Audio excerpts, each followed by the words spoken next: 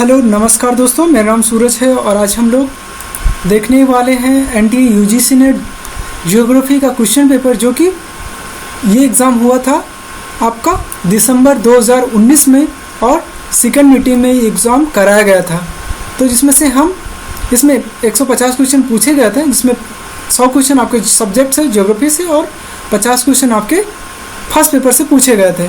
तो उसमें से हम आज 50 क्वेश्चन ज्योग्राफी के देखने वाले हैं और नेक्स्ट वीडियो में बाकी के 50 क्वेश्चन हम ज्योग्राफी के देखेंगे। तो चलिए शुरू करते हैं हम ज्योग्राफी का क्वेश्चन पेपर। चलिए ठीक है, तो शुरू करते हैं हम ज्योग्राफी का क्वेश्चन पेपर। ये देख सकते हैं कि आप लिखा है पेपर सेकंड ज्योग्राफी, और इसमें से हम शुरू करते हैं क्वेश्चन करना। तो पहला प्रश्न जो आपको पूछा गया है कि सर्दियों के मौसम के दौरान भारत के उत्तरी पश्चिमी भाग में निम्नलिखित में से किस कारण से वर्षा होती है। तो आपको बताना है कि जो भारत के उत्तरी पश्चिमी भाग में, मतलब आपका पंजाब, हरियाणा, उत्तर प्रदेश, जम्मू कश्मीर और इस रीजन में जो वर्षा होती है सर्दियों के दौरान, उसका कारण क्या है। तो उसमें से बताना है आपको। तो एक ऑप्शन आपका है तड़ित संज्ञा, लौटता हुआ मानसून, पश्चिमी विक्षोभ या उष्णकटिबंधीय चक्रवात। तो आपका कौन सा होगा? पश्चिमी विक्षोभ। तो ऑप्शन नंबर आपका 3 हो जाएगा, पश्चिमी विक्षोभ। ठीक है, आगे बढ़ते हैं। दूसरा नंबर क्वेश्चन, इसमें क्या पूछा गया है? इसमें पूछा गया है किस तापमान पर ताज़ा पानी का घनत्व सर्वाधिक होता है। तो किस पे होता है? आपका 4 डिग्री सेंटीग्रेड पे। ठीक है, तो ऑप्शन नंबर आपका 2 सही हो जाएगा। आगे बढ़ते हैं क्वेश्चन नंबर 3 पे। किसने मात्रात्मक क्रांति को भूगोल के उद्देश्य और अभिप्राय को तीव्र परिवर्तन के रूप में वर्णन किया है? ठीक है, किसने किया है आपका? तो आपका हो जाएगा कौन सा? ई बर्टन। ठीक है, किसने मात्रात्मक क्रांति को भूगोल के उद्देश्य और अभिप्राय को तीव्र परिवर्तन के रूप में वर्णन किया? तो किसने किया था? ई बर्टन। तो ऑप्शन नंबर आपका 1 हो जाएगा। ठीक है, आगे बढ़ते हैं। मात्रात्मक क्रांति जो था ई बर्टन ने किया था। ठीक है, याद रखिएगा। आगे बढ़ते हैं, ऑप्शन नंबर 1 सही हो जाएगा। आगे बढ़ते हैं क्वेश्चन नंबर 4 पे। तो इसमें क्या पूछा गया है? निम्नलिखित में से राष्ट्रीय डाटा फॉर्मेट का लाभ नहीं है। तो इसमें से कौन सा राष्ट्रीय डाटा का लाभ नहीं है, ये बताना है आपको। तो जो नंबर 1 है आपका सरल आंकड़ा ढांचा, सही है। असमान और कुशल ओवरलेइंग, ये भी सही है। सुदूर संवेदी इमेजनरी के साथ संयोजन, ये भी सही है। नेटवर्क विश्लेषण में अनुप्रयोग, ये आपका गलत हो जाएगा। तो मतलब चौथा नंबर आपका सही होगा, क्योंकि ये आपका राष्ट्र में ये वेक्टर डाटा हो जाता है। ठीक है, ये वेक्टर डाटा हो जाता है आपका। तो आपका ऑप्शन नंबर 4 सही हो जाएगा। ठीक है, ये तीनों आपके क्या है?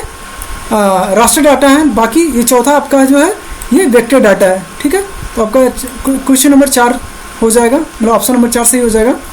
आगे बढ़ते हैं। इसमें पूछा है कि संभववाद के जनक कौन है। तो कौन से हो जाएगा इसमें?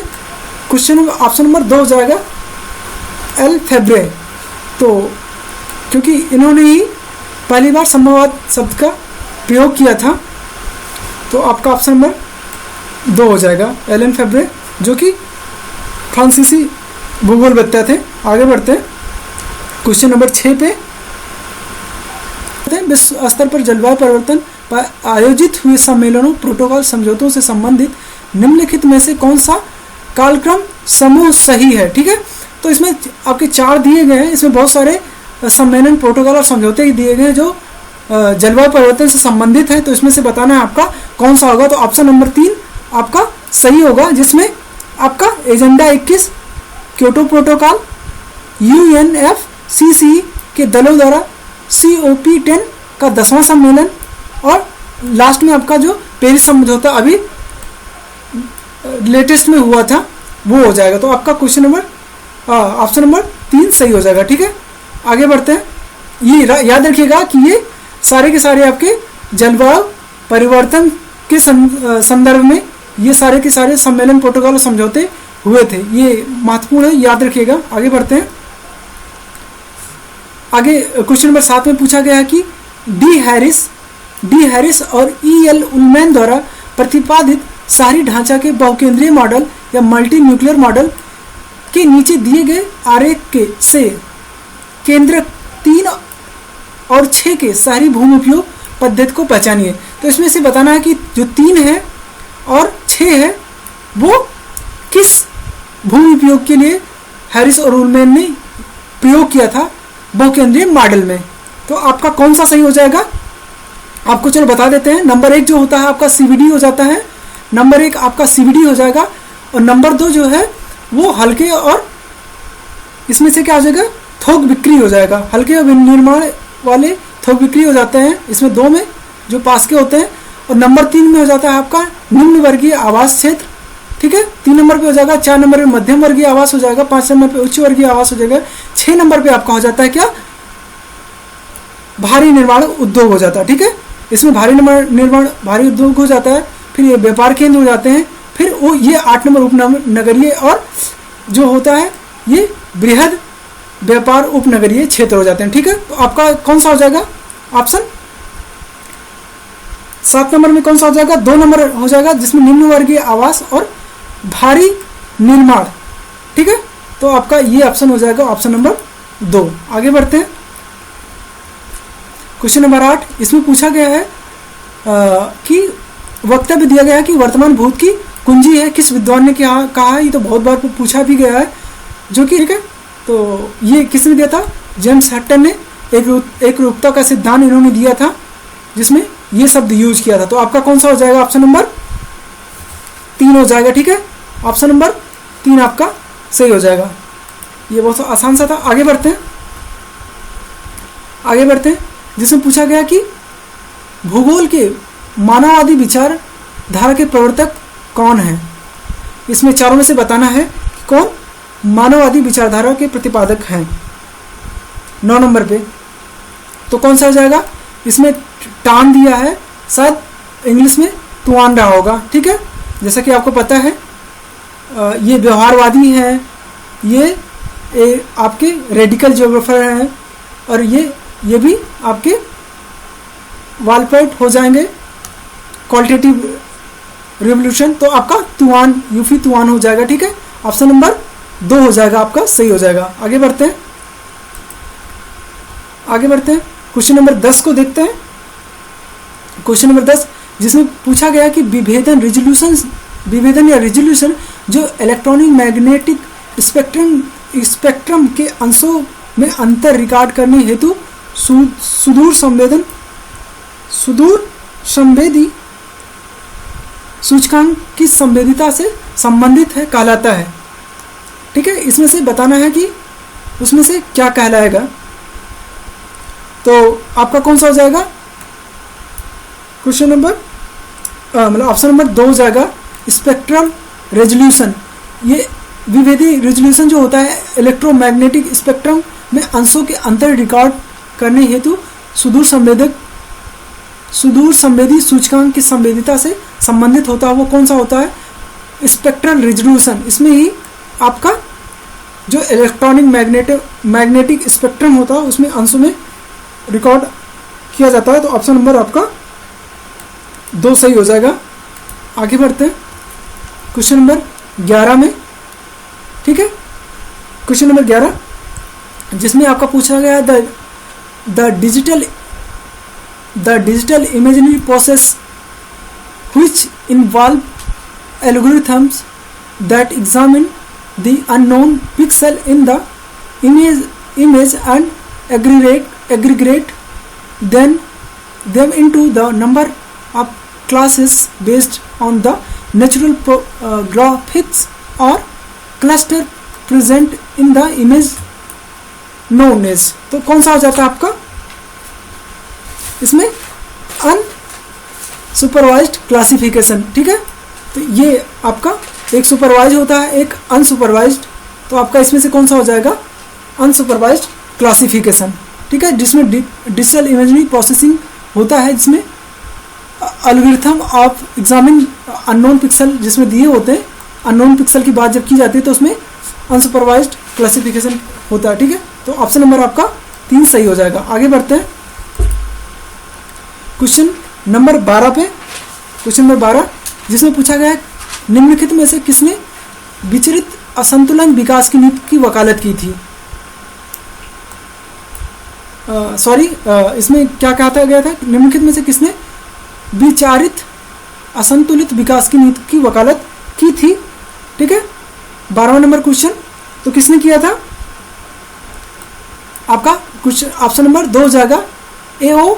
हर्शमैन। ठीक है, विचारित असंतुलित विकास की नीति की वकालत किसने की थी, A.O. हर्शमैन। तो ऑप्शन नंबर आपका 2 सही हो जाएगा। ठीक है, आगे बढ़ते हैं क्वेश्चन नंबर 13 पे। क्वेश्चन नंबर 13, ठीक है, क्वेश्चन नंबर 13 जिसमें आप देख सकते हैं इसमें मिलाने वाले हैं, तो आपको मिलान करना है कि कौन सा सही होगा। ठीक है, क्वेश्चन नंबर 13 में कौन सा सही होगा, तो आप देख सकते हैं कि जीन गॉटमैन का हो जाएगा विश्व नगरी। ठीक है, या मेगापोलिस। ठीक है, इसका कौन सा हो जाएगा, विश्व नगरी। ठीक है, और आपका जेके जिफ का क्या हो जाएगा, रैंक साइज रूल। ठीक है, जेके जिफ का क्या हो जाएगा, रैंक साइज रूल। और एम जेफरसन का क्या हो जाएगा, प्राइमेट सिटी।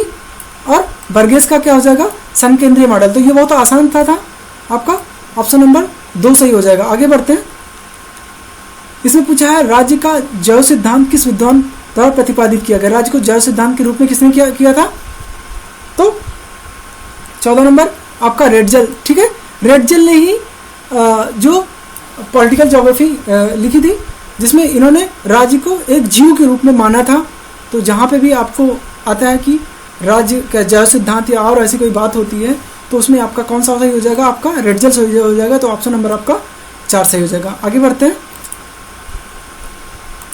ठीक है, आगे बढ़ते हैं 15 नंबर क्वेश्चन पे। देख, इसमें पूछा गया सन 2011 की जनगणना के अनुसार निम्नलिखित राज्यों में से किस राज्य की नगरीय जनसंख्या के उच्चतम प्रतिशत को अभिलिखित किया गया था। ठीक है, इन चारों में से आपको बताना है कि उच्चतम नगरीकरण किस राज्य में रहा है। ठीक है, तो आपका कौन सा हो जाएगा, हरियाणा में उच्चतम नगरीकरण आपको देखने को मिलता है। ठीक है, इसमें पहले हरियाणा, उत्तर प्रदेश, मध्य प्रदेश, फिर बिहार, ऐसे कुछ आपको सीक्वेंस मिलेगा। ठीक है, तो ऑप्शन नंबर आपका 2 सही हो जाएगा, 15 का 2 हो जाएगा। आगे बढ़ते हैं, और 16 नंबर इसमें क्या है, किसी क्षेत्र के ग्रामीण बसाव के वितरण का प्रारूप क्या होगा यदि निकटवर्ती नेबर स्टैटिक्स के अनुसार उसका सूचकांक 2.0। ठीक है, ये नियरेस्ट नेबर का क्वेश्चन है। तो जैसा कि आप जानते हैं कि उसमें क्या होता है, एक होता है आपका क्लस्टर होता है, फिर रैंडम होता है, और एक क्या होता है कि यूनिफॉर्म होता है। ठीक है, तो आपका जब 0 के आसपास होता है तो आपका क्या होता है, गुच्छ होता है, यानी कि क्या होता है, क्लस्टर हो जाता है। जब 0 से 1 के आसपास होता है तो आपका क्लस्टर हो जाता है। लेकिन जब 1 के आसपास होता है, 1 के आसपास होता है तो आपका रैंडम हो जाता है। सॉरी, ये नहीं होगा, रैंडम हो जाता है, यानी कि यादृच्छिक हो जाता है। ठीक है, 1 मिनट, आपका यादृच्छिक मतलब ये हो जाता है, 1 के आसपास हो जाता है। और यूनिफॉर्म, ठीक है, एक मतलब समरूप हो जाता है, वो लगभग 2 पॉइंट के आसपास आपका हो जाता है यूनिफॉर्म। तो आपका कौन सा हो जाएगा, ऑप्शन नंबर 4 हो जाएगा। ठीक है, यूनिफॉर्म हो जाता है जब 2 के आसपास होता है। ठीक है, याद रखिएगा, मैंने इसमें बता दिया है कौन किस में होता है। तो आपके 1 के आसपास होता है यादृच्छिक हो जाता है, 0 के आसपास होता है, 0 से 1 तक आपका क्लस्टर होता है या गुच्छ, जिसमें लिखा हिंदी में होता है। और 1 से लेकर मतलब 2 के आसपास जो होता है, 1 से 2 के आसपास, उसमें क्या हो जाता है, आपका समरूप या यूनिफॉर्म हो जाता है। ठीक है, आगे बढ़ते हैं, रिया तट आपको बताइए, बहुत बार क्वेश्चन पूछा गया है। रिया तट, इसमें से कौन सा होगा, तो आपका कौन सा होगा, निमग्न ऊपरी भूमि तट रेखा। ठीक है, निमग्न ऊपरी भूमि तट रेखा, जो कि आपका उत्तरी गोलार्धों में ये ऐसी भूमियां आपको देखने को मिलती हैं। ठीक है, तो ऑप्शन नंबर आपका 3 हो जाएगा रिया तट। ठीक है, आगे बढ़ते हैं। क्वेश्चन नंबर 18 जिसमें पूछा गया सुदूर संवेदन में प्रयुक्त निम्नलिखित विद्युत चुम्बकीय तरंग EMR में से किस तरंग दैर्ध्य का सबसे कम होता है। ठीक है, इसमें बताना है सुदूर संवेदन में विद्युत चुम्बकीय तरंगों में सबसे तरंग किसका तरंग दैर्ध्य सबसे कम होता है। ठीक है, तो वो बताना है आपको। तो किसका सबसे कम होता है, आपका नीला सबसे कम होता है। सबसे अधिक किसका होता है, लाल का होता है। रंग कलर की बात करें तो आपका लाल में सबसे अधिक होता है। ठीक है, तो इसमें ऑप्शन नंबर आपका 3 हो जाएगा, 18 का 3 हो जाएगा। ठीक है, सबसे EMR तरंग दैर्ध्य किसका कम होता है, नीले का होता है। आगे बढ़ते हैं।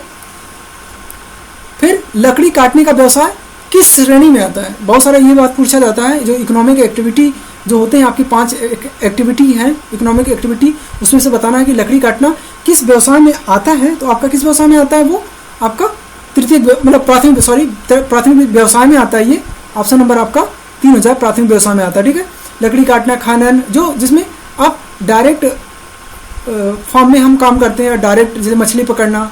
ठीक है, जब उसका हम रूप परिवर्तन कर देते हैं, सेकंड फेज में चले जाते हैं, तो वो द्वितीयक हो जाता है और फिर ऐसे ही करके वो अलग अलग स्टेज में पहुंचता। तो आपका कौन सा हो जाएगा, लकड़ी काटना प्राथमिक हो जाएगा, जो कि ऑप्शन नंबर 3 सही हो जाएगा। ठीक है, आगे बढ़ते हैं।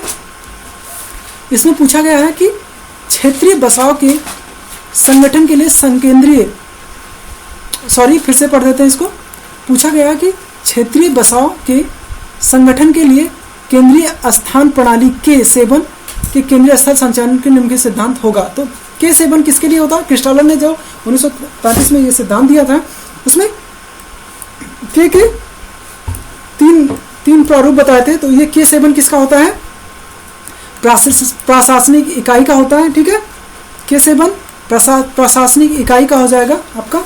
तो ऑप्शन नंबर 20 का 3 हो जाएगा। ठीक है, बाजार का कौन सा होता है और यातायात का, तो ये आप हमें बताइएगा। ठीक है, आगे बढ़ते हैं। इसमें पूछा गया है कि प्रवाह प्रतिरूप, इसमें बताना है कि प्रवाह प्रतिरूप कौन सा सही होगा। ठीक है, इसमें प्रवाह प्रतिरूप दिया गया है, देख रहे हैं कि ये कैसे बनाया गया है। इसको आपको बताना है कि ये कौन सा प्रवाह प्रतिरूप है। तो इसमें कौन सा होगा आपका, ये ध्रुवाकृति। ठीक है, ये आप देख सकते हैं कि ये एक वृक्ष की तरह दिख रहा है आपको, कि आप एक स्टार्ट से होता है, फिर एक मेन चैनल है आपका, फिर उसमें जुड़ती जाती हैं बहुत सारी नदियाँ आपको। ठीक है, तो ये आप देख सकते हैं एक मेन नदी होती है, उसमें मेन नदी की सारी ही अब बहुत सारी नदियाँ आपको इसमें से जुड़ी हुई मिलती है, जैसे शाखाओं की तरीके आप देख सकते हैं कई सारी शाखाओं। तो उसमें ध्रुवाकृति जिसको, ठीक है, ये बहुत बार पूछा गया प्रश्न है। तो आपका ऑप्शन नंबर 2 सही हो जाएगा। ठीक है, ऑप्शन नंबर 21 का 2 हो जाएगा। ठीक है, आगे बढ़ते हैं।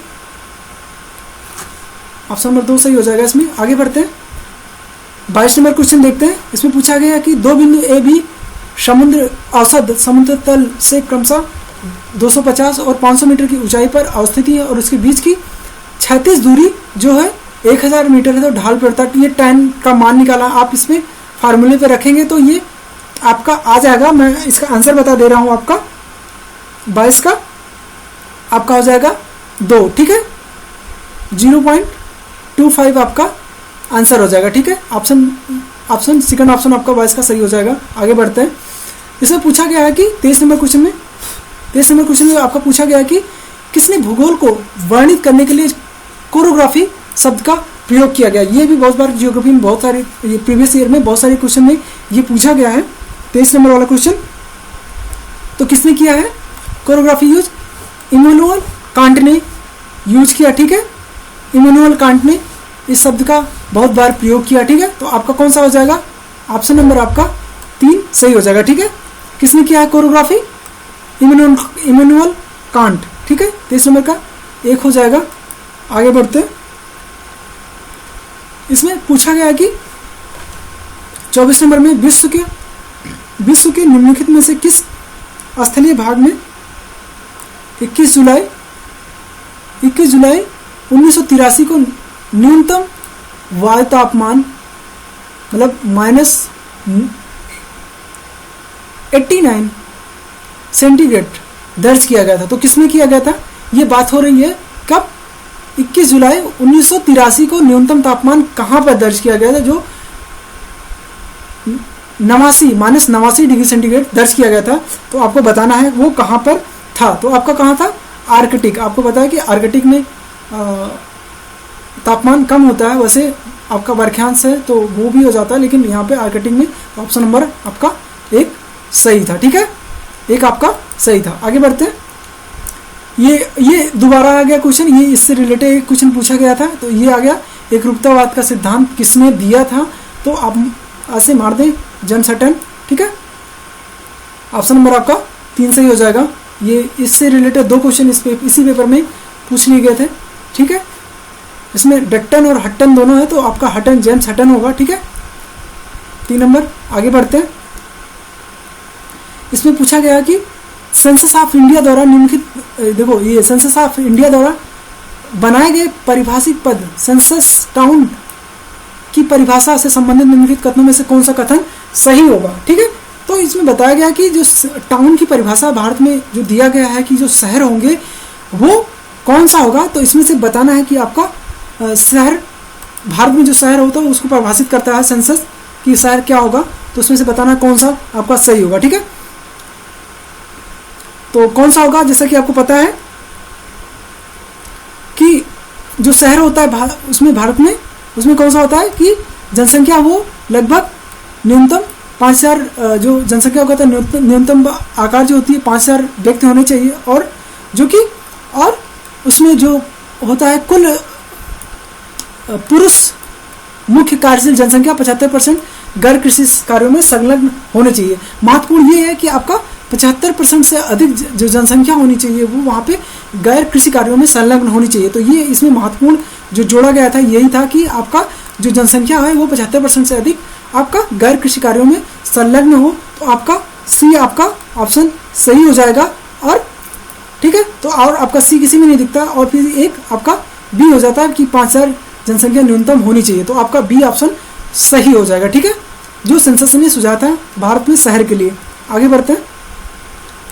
इसमें पूछा गया है क्वेश्चन नंबर 27 में कि चूना पत्थर की गुफाओं की उत्पत्ति से संबंधित द्विचक्रीय सिद्धांत किसने दिया था। ठीक है, तो किसने दिया था, आपको पता है कि किसने दिया था, डेविस महोदय ने दिया था। ऑप्शन नंबर आपका 3 आपका सही हो जाएगा। ठीक है, 24 नंबर का आपका 3 ऑप्शन सही हो जाएगा। डेविस ने दिया था। चूना पत्थर की गुफाओं से संबंधित द्विचक्रीय सिद्धांत किसने दिया था, डेविस महोदय ने दिया था। आगे बढ़ते हैं।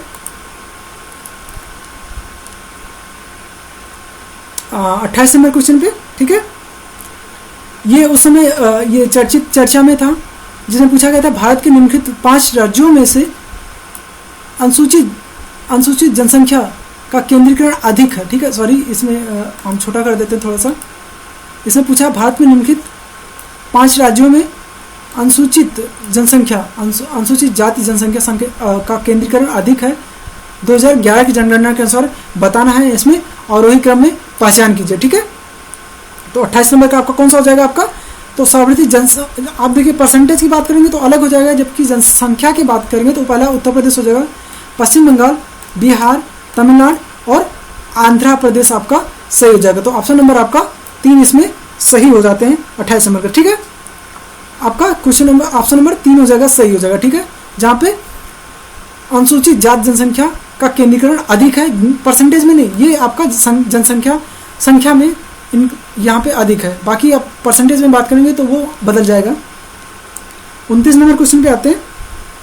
ठीक है, आपको मिलान करना है, तो आप मिलान करिए कि जो जॉन पॉलिक,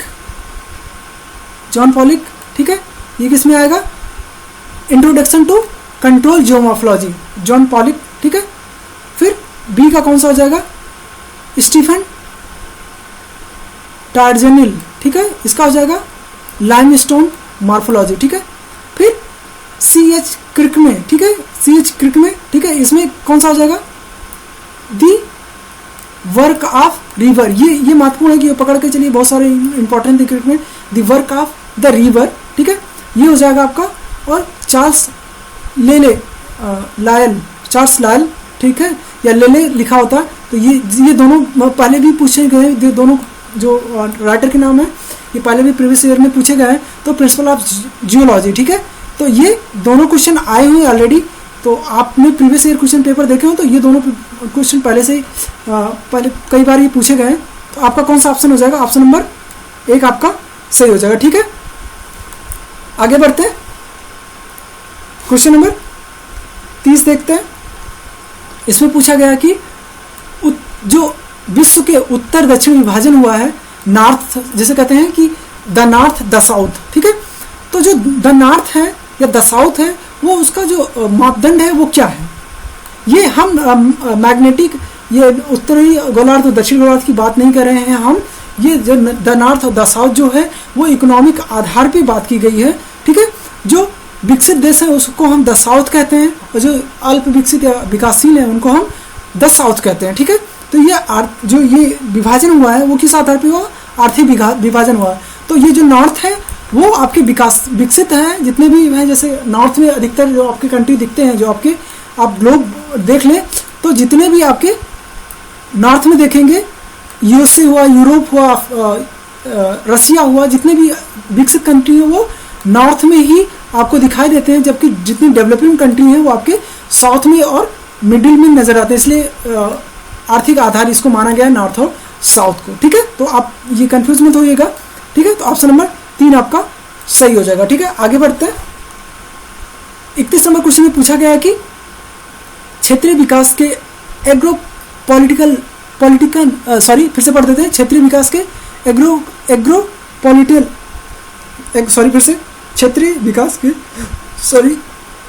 क्षेत्रीय विकास के एग्रोपॉलिटन दृष्टिकोण में यह धारणा है कि ग्रामीण विकास सर्वाधिक अच्छे ढंग से तब किया जा सकता है यदि इसे स्थानीय स्तर पर शहरी विकास के साथ जोड़ दिया जाए। ठीक है, इसमें बात किया है एग्रोपॉलिटन की जो बात होती है उसमें कहा गया है कि ग्रामीण क्षेत्रों का भी विकास हो सकता है जब उनको शहरी विकास के साथ जोड़ दिया जाए। तो ये आपकी बात सही हो जाती है। ठीक है, क्योंकि गांव का विकास तभी हो सकता है जब शहर के साथ उसको टचअप कर दिया या जोड़ दिया जाए तो उसका विकास हो सकता है। फिर क्षेत्रीय विकास हेतु एग्रोपॉलिटन जो दृष्टिकोण है मुख्य कारक रूप से विकेंद्रीकरण, लोकतांत्रिकरण और भागीदार से लिया जाता है। ठीक है, ये सही चीज़ है, क्योंकि जो विकेंद्रीकरण होता है इसमें कहता है कि जो केंद्रीकरण हो एक जगह पे ना होकर कई जगहों पे हो, और फिर लोकतांत्रिक भी बात हो जाती है, भागीदारी होनी चाहिए, पार्टिसिपेट। तो एग्रोपॉलिटन जो है वो ग्रामीण और शहरी दोनों की बात करता है। ठीक है, तो इसलिए आपका दोनों सही हो जाता है, तो ऑप्शन आपका 2 सही हो जाएगा। ठीक है, ऑप्शन नंबर 2 सही हो जाएगा, एग्रोपॉलिटन सही है। ठीक है, आगे बढ़ते हैं। 32 नंबर क्वेश्चन पे देखते हैं, जिसमें पूछा गया है कि उभयगामी बिंदु, इसमें मिलान करना है। 32 नंबर क्वेश्चन पे मिलान करना है आपका, 32 नंबर पे मिलान करना है आपका। ठीक है, तो आपको बताना है कि कौन सा सही होगा। ठीक है, तो आपका उभयगामी बिंदु हो जाएगा वार रहित स्थल, उभयगामी बिंदु वार रहित स्थल। ठीक है, और बी का हो जाएगा आपका समताप रेखा, समान समताप रेखा, सॉरी इसमें गलत हो रहा है थोड़ा सा, एक मिनट फिर से। ठीक है, जो आपको देखो समवर्षा। ठीक है, तो आप मिला दें जो आपको आसान लगता है। सबसे पहले समवर्षा, समान स्थान वाले अर्सा को मिलाने वाला। ठीक है, ये हो जाएगा आपका। फिर आइसोहेलाइन, ठीक है, तो समान लवणता को मिलाने वाली रेखा। ठीक है, ये हो जाएगा। ठीक है, तो आपका ये भी हो गया।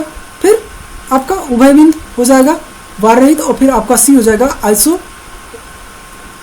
आइसोवाल। ठीक है, समान धारा वेग वाली रेखा। ठीक है, तो आपका कौन सा हो जाएगा? ऑप्शन नंबर 4 हो जाएगा। तो आपको जो आप सबसे आसान लगता है आप वो ऑप्शन मिलना है, बाकी आप इसमें मैच कर लें, तो मैच होने के बाद आप ऑप्शन टिक कर सकते हैं। ये भी सबसे आसान तरीका होता है मिलाने का। तो 4 नंबर ऑप्शन आपका सही हो जाएगा। आगे बढ़ते हैं। 33 क्वेश्चन, 35 नंबर क्वेश्चन देखते हैं, जिसमें पूछा है तटीय और एस्चुरी जल कभी कभी काइफेन और मलफेन से प्रभावित होता है, प्राय इसे क्या कहा जाता है? ठीक है, काइफेन और मलफेन से प्रभावित होता है जब तटीय और एस्चुरी जल, तो वो क्या होता है? 33 नंबर। ठीक है, तो वो क्या होता है आपका लाल ज्वार होता है। ठीक है, लाल ज्वार यानी कि रेड टाइड हो जाता है। तो आपका ऑप्शन नंबर 1 हो जाएगा। तटीय एस्चुरी जल किससे कभी कभी प्रभावित होता है? काइफेन और मल फेन से प्रभावित होता है तो उसे क्या कहा जाता है, लाल ज्वार या रेड टाइड। ठीक है, आगे बढ़ते हैं। इसमें पूछा कि विश्व संरक्षण निगरानी केंद्र वर्ल्ड कंजर्वेशन मॉनिटरिंग सेंटर 1995 के अनुसार 1600 पशु विलुप्तिकरण का निम्नलिखित में से कौन सा अंग्रेजी कारण रहा। ठीक है, तो कौन सा रहा है 34 नंबर का, तो इसमें से क्या होता है कि प्रजाति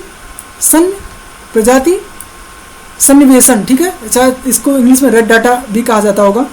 ठीक है, प्रजाति सन्निवेशन आपका ऑप्शन नंबर 2 सही हो जाएगा। ठीक है, आगे बढ़ते हैं हम 35 नंबर क्वेश्चन पे।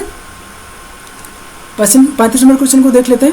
इसमें पूछा है कि निर्णय लेने की प्रक्रिया में पर्यावरण के मानस मानचित्र के महत्व पर किसने पहली बार बल दिया। ठीक है, तो जैसा कि पता है कि जो जिसको कहते हैं माइंड मैप, ठीक है, माइंड मैप पे किसने बात किया था, गोल्ड महोदय ने। ठीक है, ठीक है, मेंटल मैप जिसकी बात करते हैं तो वो किसने दिया था, एस.जे. गोल्ड महोदय ने दिया था। तो ऑप्शन नंबर आपका 2 सही हो जाएगा। ठीक है, आगे बढ़ते हैं। तो इसमें पूछा गया है, फिर से इसमें मिलान करना है 36 नंबर पे। ठीक है, इसमें मिलान करना है कि कौन सा ऑप्शन सही होगा। तो ठीक है, हरियाणा का आपका क्या हो जाएगा, जैसे कि आपको पता है हरियाणा में न्यूनतम बाल लिंगानुपात है। ठीक है, हरियाणा में क्या है, न्यूनतम बाल लिंगानुपात है। और केरल में आपका क्या देखने को मिलता है कि अधिकतम लिंगानुपात आपका केरल में हो जाता है। और मिजोरम में सर्वाधिक सारी जनसंख्या का प्रतिशत देखने को मिलता है। और यहाँ पर भी आपको सर्वाधिक साक्षरता दर भी देखने को मिलता है, मतलब सर्वाधिक नहीं है लेकिन हाईएस्ट 3 में आपका आता है केरल, गोवा और मिजोरम का बात आती है तो ये भी हो जाता है, याद रखिएगा। और फिर सर्वाधिक जनसंख्या आपका उत्तर प्रदेश तो है ही, तो आपका ऑप्शन नंबर 2 सही हो जाएगा। ठीक है, ये आसान सा प्रश्न था। आगे बढ़ते हैं।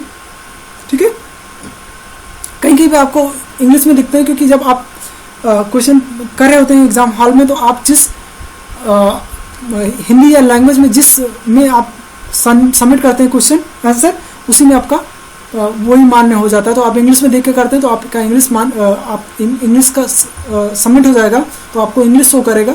हिंदी में करते हैं तो आपका हिंदी शो करेगा। ठीक है, तो इसमें इंग्लिश शो करा क्योंकि ये इंग्लिश में पढ़ के आंसर दिया गया। ठीक है, तो ये मत देखिएगा कि एक इंग्लिश या हिंदी में ऐसे कभी कभी आ गया, तो ऐसा कुछ भी नहीं है। ठीक है, तो ये हिंदी में इंग्लिश में चूज किया गया था ये देख के, क्योंकि वहाँ ऑप्शन होता है, आप हिंदी या इंग्लिश में आप दोनों में आप देख सकते हैं। तो इसमें पूछा गया है which one following statement is true. ठीक है, इसमें से बताना है कि कौन सा ऑप्शन सही है। ठीक है, तो इसमें जो ऑप्शन आपका 2 और 3 इसमें दोनों माना गया था, जिसमें कहा गया था कि temperature is the limit factor. इसमें डेजर्टेशन की बात की थी कि जो डेजर्ट एरिया है उसका कारण पूछा गया था। ठीक है, तो इसमें डेजर्ट की बात की गई थी। तो इसमें जो डेजर्ट है, ठीक है, वो किससे संबंधित है, इकोलॉजी प्रोडक्टिविटी से संबंधित है। ठीक है, टेम्परेचर लिमिट करता है डेजर्ट को। ठीक है, ये सही है। ठीक है, और फिर क्या था, the primary productivity of the natural ecosystem largely depend of almost solar radiation. ठीक है, तो ये दोनों आपके सही थे। ठीक है, तो इसमें आपका क्या था, 2 और 3 दोनों ऑप्शन आपके सही माने गए थे। ठीक है, आगे बढ़ते हैं। 38 नंबर क्वेश्चन पे आते हैं। 38 नंबर में पूछा गया है कि किस पंचवर्षीय योजना के दौरान भारत सरकार ने कृषि योजना के लिए क्षेत्रीय दृष्टिकोण अपनाया। ठीक है, 38 नंबर में क्षेत्रीय दृष्टिकोण कब अपनाया था, आपका 8वीं पंचवर्षीय योजना में भारत सरकार ने क्या किया था। आपके 8वीं पंचवर्षीय योजना में कृषि योजना आयोग ने क्या किया था, आपका क्षेत्रीय दृष्टिकोण कब अपनाया था, आपका 8वीं पंचवर्षीय योजना में। तो ऑप्शन नंबर आपका 3 सही हो जाएगा। ठीक है, ऑप्शन नंबर आपका 3 सही हो जाएगा। आगे बढ़ते हैं। भारत और पाकिस्तान तथा भारत और बांग्लादेश के बीच सीमा निम्नलिखित में से किस प्रकार की है। ठीक है, तो ये बताना है कि दोनों के देशों में जो सीमा है वो किस प्रकार की है। तो वो किस प्रकार की है, 2 नंबर उत्तरवर्ती। ठीक है, उत्तरवर्ती जो पहले से ही नहीं, वो बाद में खींची गई रेखा है जो कि प्राकृतिक नहीं है। ठीक है, तो ऑप्शन नंबर आपका 2 सही हो जाएगा, उत्तरवर्ती। ठीक है, आगे बढ़ते हैं। इसमें पूछा गया कि मध्य अक्षांश से चक्रवात बनने के संबंध में निम्नलिखित पदों में से सही पद का पहचान कीजिए। तो इसमें से कौन सा होगा, आपको ये बताना है, ठीक है। मध्यवर्ती अक्षांश मध्य अक्षांश चक्रवात के संबंध में कौन सा ऑप्शन सही होगा, तो वो बताना है आपको। 40 नंबर, ठीक है। तो कौन सा आपका सही होगा, 4 नंबर सही होगा, यानी कि तीनों सही हो जाएंगे आपके। कि चक्रवात जो मध्य अक्षांश चक्रवात है उसमें वायुदाब का ढाल का बल होता है, मतलब वायुदाब, ये ढाल का बल, कोरेसिक बल और पृष्ठीय घर्षण, ये तीनों चीजें आवश्यक हैं किसके लिए, मध्य अक्षांश चक्रवात के लिए, ठीक है। तो ऑप्शन नंबर आपके 4 सही हो जाएगा। आगे बढ़ते हैं 41 नंबर क्वेश्चन पर देखते हैं।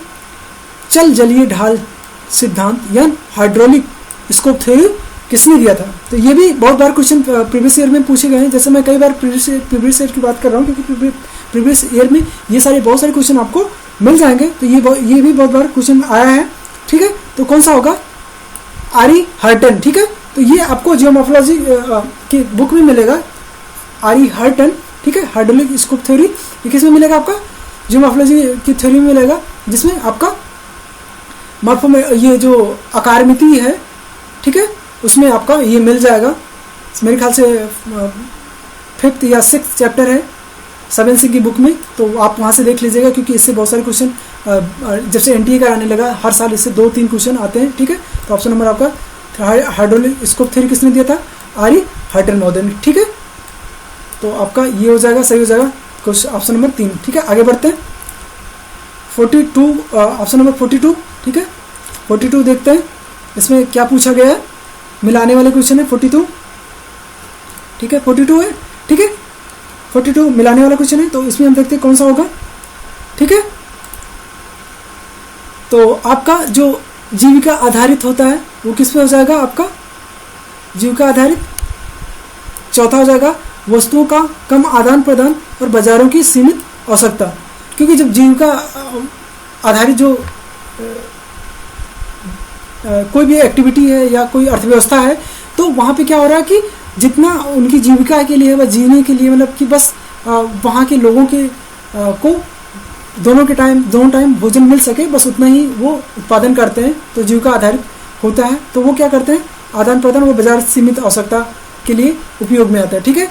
और बी की बात करें, वाणिज्यिक के लिए बात करें तो वाणिज्यिक में क्या हो जाता है आपका, इसमें एक बात होती है कि उत्पादन पद्धति के आकार देने बाजार प्रतिस्पर्धा पर प्राथमिक बल होता है। तो जो बाजार वाणिज्यिक होता है उसमें बाजार प्रतिस्पर्धा अत्यधिक देखने को मिलता है, ठीक है।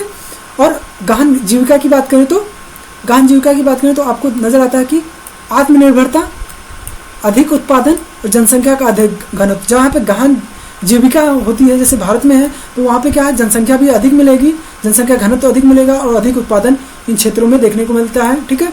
तो ये हो जाएगा। और विस्तृत जीविका की बात करें तो आत्मनिर्भरता, कम उत्पादन और जनसंख्या का कम घनत्व देखने को मिलता है। तो ये भी इंपॉर्टेंट है, याद रखिएगा। गहन जीविका जहाँ पे होता है वो क्या हो जाता है, आत्मनिर्भरता, अधिक उत्पादन, जनसंख्या का अधिक घनत्व, ठीक है, ये हो जाएगा। और गहन जीविका की बात करें तो आपका हो जाएगा आत्मनिर्भरता, कम उत्पादकता और जनसंख्या का कम घनत्व। तो ये आपका हो जाता है। आगे हम बढ़ते हैं 43 नंबर क्वेश्चन देख लेते हैं। 43 नंबर में देखेंगे कि इसमें पूछा गया है कि निम्नलिखित में से नीचे 2 कथन दिए गए, जिसमें से एक ही कथन को बी से मिलाना, ठीक है। ये कथन वाला है, ठीक है। 43 में पूछा गया है कि लॉस का मानना था कि लॉस का मानना था कि परिवहन की लागत और उत्पादन लागत पी के इर्द गिर्द मांग की वक्र परिवर्तनशीलता के कारण कीमत बढ़ती है, बाजार क्षेत्र का आकार वृत्ताकार हो जाता दिखाई देता, ठीक है, वृत्ताकार होता दिखाई दे जाता है, ठीक है, और वृत्ताकार दिखाई देता है। तो ये आपका, ठीक है, ये सही हो गया। उसने प्रत्येक फलक को पृथक, विस्तृत, असीमित और षटकोणीय माना, तो ठीक है। जबकि आपको पता है कि लॉस ने क्या क्या है, इसको हेक्सागोनल माना है, तो आपका दोनों सही हो जाएगा। तो आपका बी ऑप्शन सही हो जाएगा, ठीक है। वृत्ताकार भी माना था और हेक्सागोनल भी माना था कि जो आसपास ऐसे वो सर्कल में बन जाएगा, बाद में वो षटकोणीय हो जाता है, ठीक है। आगे बढ़ते हैं क्वेश्चन नंबर 44 नंबर देख लेते हैं।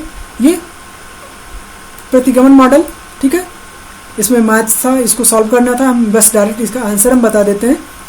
44 का हो जाएगा 2, जिसका आंसर आएगा आपका 1.60, ठीक है। आप इसको सॉल्व करेंगे तो ये आपका ये ऑप्शन आ जाएगा, ठीक है, 1.60 0, ठीक है। आगे बढ़ते हैं, ऑप्शन नंबर ये 2 सही हो जाता है। 6 नंबर पर बात करें तो इसमें पूछा गया है कि क्या पूछा गया है, सन 2011 की जनगणना सन 2011 की जनगणना आंकड़ों के अनुसार निम्नलिखित में से 5 राज्यों में कुल जनसंख्या में मुस्लिम जनसंख्या, ये महत्वपूर्ण था क्योंकि इसमें पूछा गया था मुस्लिम जनसंख्या का। इसमें याद रखिएगा कि प्रतिशत की बात किया गया, ना कि इसमें जनसंख्या। तो याद रखिएगा ये परसेंटेज की बात हुई है। यहाँ पे बहुत सारे लोगों का गलत हुआ था क्योंकि इसमें परसेंटेज की बात की गई थी। परसेंटेज हिस्सेदारी अपेक्षाकृत अधिक है तो कहाँ पे है, ठीक है, तो वो कहाँ पे आपका है, ऑप्शन नंबर आपका 2 हो जाएगा, ठीक है। जैसा कि आपको पता है कि नंबर 1 जम्मू कश्मीर, फिर असम में, फिर पश्चिम बंगाल, केरल और लास्ट में उत्तर प्रदेश में आपको देखने को मिलता है, ठीक है। तो ये याद रखिएगा परसेंटेज की बात हुई थी। अभी जनसंख्या की बात करें तो लगभग उत्तर प्रदेश नंबर 1 पे आ जाएगा, फिर जम्मू कश्मीर हो जाएगा। तो ठीक है, प्रतिशत की जब बात करेंगे तो आपका जम्मू कश्मीर, असम, पश्चिम बंगाल, केरल और उत्तर प्रदेश होगा। तो ऑप्शन नंबर आपका 2 सही हो जाएगा, ठीक है। आगे बढ़ते हैं, इसमें पूछा गया कि भू आकृतियों, क्या पूछा गया कि भू आकृतियों को निम्नलिखित समूह में से कौन सा अपर्दनीय विशेषताएं हैं, ठीक है। तो कौन सा होगा आपका हो जाएगा 2, ठीक है। कि जो अपर्दनीय इरोजन जो होता है, ये इरोजन से बने कौन सी आकृति, कौन से इरोजन से, हिम, याडांग, गार्ज, घोलरंध्र, ठीक है। ये सारे के सारे क्या है इरोजन, मतलब अपर्दन स्थलाकृति हैं ये, बाकी यानी कि आपका 2 नंबर ऑप्शन आपका सही हो जाएगा, ठीक है। आगे बढ़ते हैं,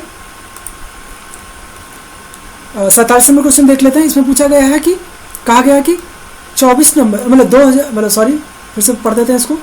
आप देख सकते हैं कि इसमें कहा गया है कि 24,000 तथा 6,000 की जनसंख्या के 2 शहर क्रमशः 18 किलोमीटर की दूरी पर स्थित है। दोनों की को विभक्त करने वाली बिंदु, दोनों शहरों की दूरी कितनी होगी, ठीक है। तो ये आपका इसमें दूरी बताना है कि कौन सी दूरी दोनों शहरों के बीच की होगी, ठीक है। तो इसमें कौन सा होगा ऑप्शन 47 का कौन सा हो जाएगा आपका, ऑप्शन नंबर आपका 4 हो जाएगा, ठीक है। 6 हो जाएगा।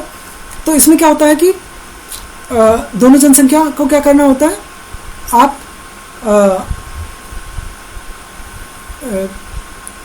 P1 अपन P2 अपन D2 होता है, तो आप घटाएंगे तो कितना हो जाता है आपका, ये हो जाता है आपका 6 चौके मतलब 24, मतलब इसमें आ जाएगा 18 हो जाएगा।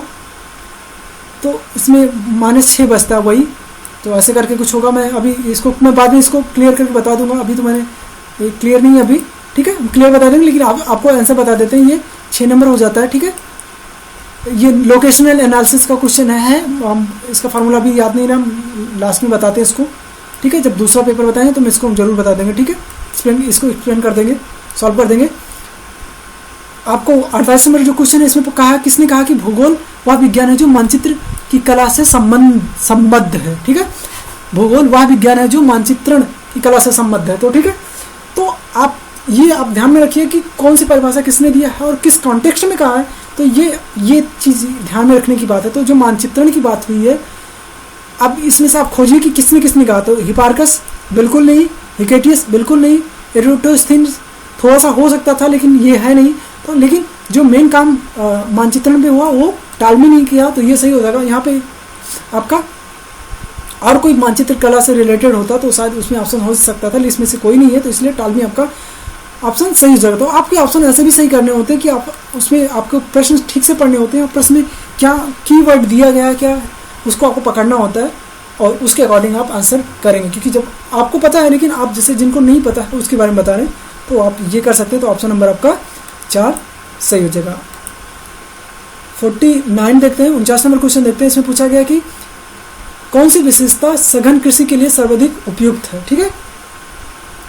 कौन सी उपयुक्त है, कौन सा होगा इसमें से, ठीक है। सघन कृषि के लिए कौन सा होगा, उच्च उत्पादकता दर। जहां पर उत्पादकता दर अधिक होगा भैया, जो सघन कृषि वहीं पे होगी जहां पे बड़े आकार, जोत के आकार हैं, ठीक है, ये भी हो सकता है। निम्न श्रम निवेश, ये भी हो सकता है। विरल जनसंख्या क्षेत्र, ये बिल्कुल नहीं होगा। ये हो सकते हैं, लेकिन इसमें तीनों में सबसे ज़्यादा जो उपयुक्त होगा वो उच्च उत्पादकता दर, ठीक है। आकार आपका छोटा भी होगा लेकिन उत्पादकता दर अधिक होगा, तो वहाँ पे सघन कृषि होगी, ठीक है। तो इसलिए आपका जो सबसे उपयुक्त होता है हम उसको आंसर करते हैं, तो आपका आंसर नंबर 3 हो जाएगा, ठीक है। आगे बढ़ते हैं, अंतिम क्वेश्चन देखते हैं, 50 नंबर क्वेश्चन, जिसमें पूछा गया निम्नलिखित में से कौन सी माप सही है। बेसिन ए और बेसिन की अधिकतम लंबाई L हो तो कौन सा होगा, ठीक है। तो ये हो जाएगा आपका ऑप्शन नंबर 2 A/L², ठीक है। ये जो मैंने आपको बताया है कि ये क्वेश्चन आपको जियोमॉर्फोलॉजी में मिलेंगे, तो आप यहाँ से देख लीजिएगा। ये 2 क्वेश्चन इससे भी आ गए, मैंने कहा था कि इससे बहुत सारे क्वेश्चन आपको मिलेंगे, हर साल मिलेंगे। और अब जब से NTA कराने लगा तो इस टाइप के क्वेश्चन आपको देखने को मिलते हैं। आप बहुत जगहों पे खोजेंगे तो ये शायद आपको ना मिले, ठीक है। तो आप यहाँ से देख लीजिएगा। तो आपका क्या पूछा क्या कहता है, आप ये देख लें कि आकृति का सही माप सही है, ए क्षेत्र बेसिन की अधिकतम लंबाई ए होगी, तो A/L², ठीक है। तो ये आपके 50 क्वेश्चन हैं, बाकी के 51 से 100 क्वेश्चन हम अगले लेक्चर में देखेंगे, ठीक है। और बाकी जो कोई चीज़ें होंगी हम नेक्स्ट लेक्चर में चर्चा करेंगे और विस्तार से बाकी के 51 से 100 क्वेश्चन को देखेंगे, ठीक है। और सुनने के लिए थैंक यू।